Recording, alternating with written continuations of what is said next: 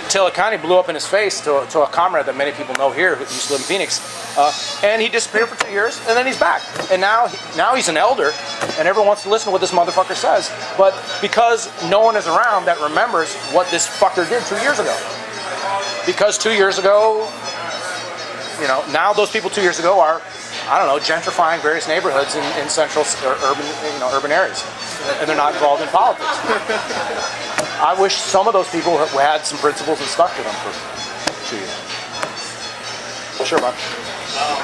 Can you go into, I should preface it by saying obviously as an insurrectionary, race-trader, anarchist, I think these two things are not incompatible.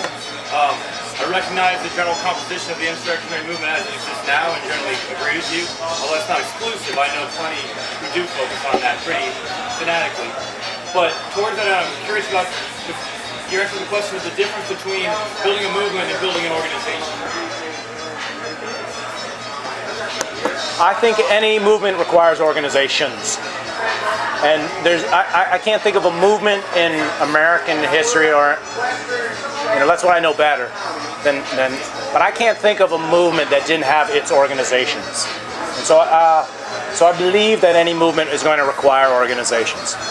And not all the organizations have to endorse a fanatical approach. I think they should be careful not to dismiss it and not to attack it.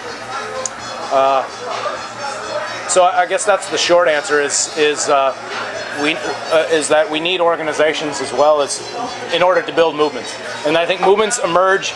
Sometimes they emerge spontaneously, but sometimes they emerge through the patient organization. I mean, the example that you and I would probably know the best is the Spanish anarchist movement in the 30s. I mean, the Spanish anarchist movement in the 30s is probably the best known anarchist movement because it actually won. The only anarchist movement to actually hold power for a while. And we think about it, and it began in July of 1936. And like I said, they had power until at least May of 37. You can argue over when the glory days were and when it all ended. But how did this movement begin? Well, it was the revolution in 36 was a spontaneous uprising of millions of Spanish workers.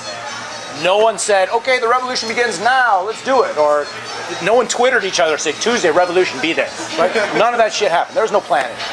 But would that revolution have taken place if a bunch of Bakuninists hadn't come to Spain in 1870-something, and basically these Bakuninists couldn't even speak fucking Spanish, right? And they're like gesticulating and saying, anarchism, overthrow, kill the bosses, right? They did all that kind of shit and won over these people to anarchism. And then these Bakuninists basically spent 50 years building organizations, the CNT, the FAI, etc., and until the point where the movement broke out and power fell right in the CNT and FAI's lap.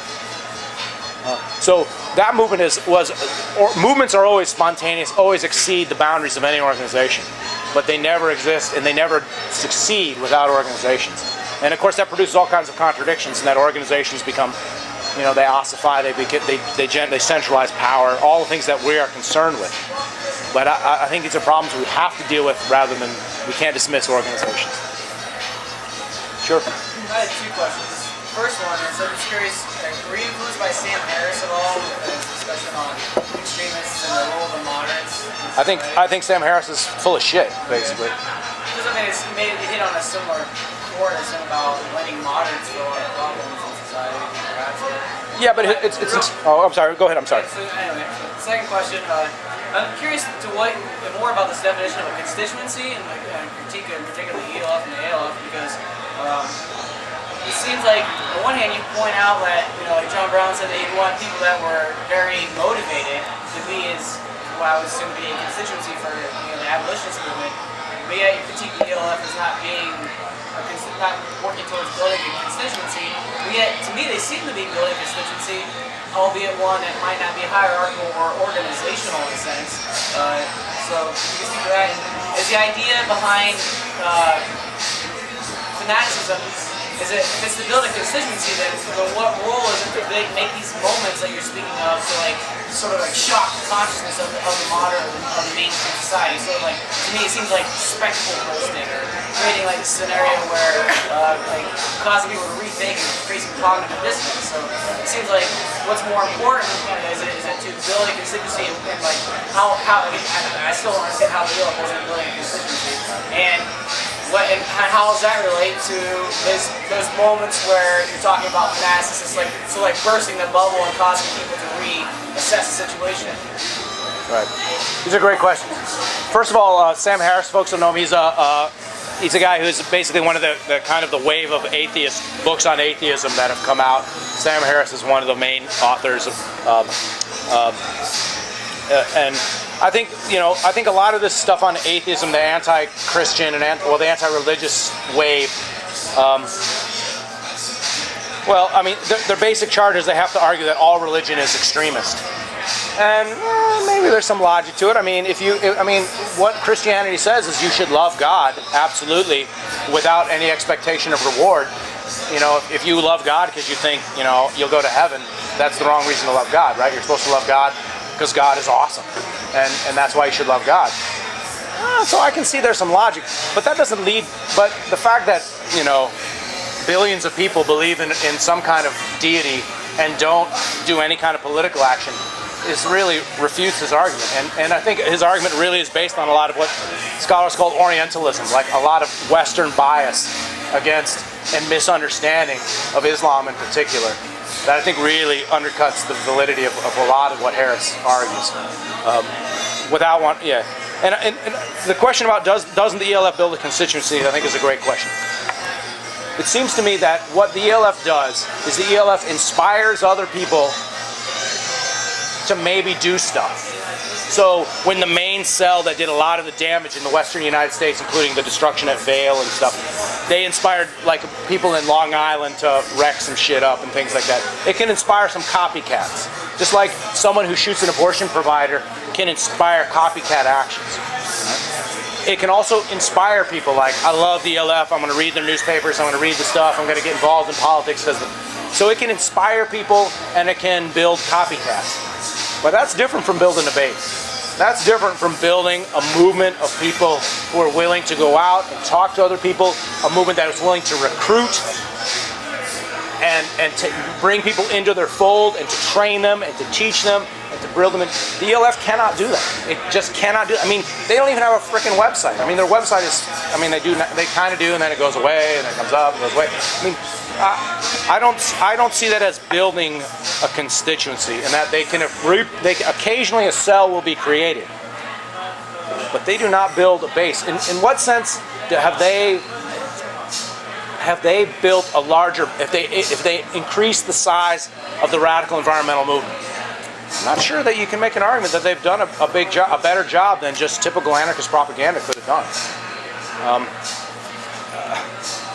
So I'm not convinced that what the ELF is doing and what the anti-abortion killers, I think they're in the same camp. They're not building movements. And that would be whatever I like about them, and there's much to like about them. They're not doing that, and they're opposed to doing that, and it undermines their effectiveness. And sure, Carl. I was going to say, you brought up the Spanish Revolution.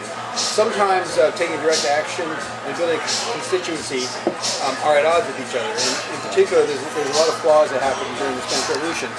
But in the early stages, I think somewhere like 4,000 clergymen were killed. And what that did was mobilize people against the movement because they didn't realize how entrenched the Catholicism was in the area. So what that did was people who were on the fence turned against them very radically. And even today, if you talk to Spaniards, they say, oh, Franco saved the church. Fuck all that other shit. So sometimes the two things are at odds, and you can't necessarily say that more fanaticism is needed because sometimes that fanaticism backfires, as it did in Spain. That's a great point. Now, if I could just actually disagree with the premise of the example, in that most of the people who are against the Catholic stuff are middle-class motherfuckers hiding their class politics behind religion. It was regional. Yeah. Fair enough. You're But it's not always true though, because a lot of impoverished people are very fanatically religious. Granted, I'm talking about Spain in the 30s. A lot of people say, oh, they killed the priests. We're a bunch of petty bourgeois scumbags. But without denying what you're saying. And the priests might have been aiding the well, they were absolutely. Not always. So they were the enemy. The priests were the enemy. But I think your point is absolutely important. Because you're a fanatic, I think the common belief is that extremists are mentally unstable, irrational people.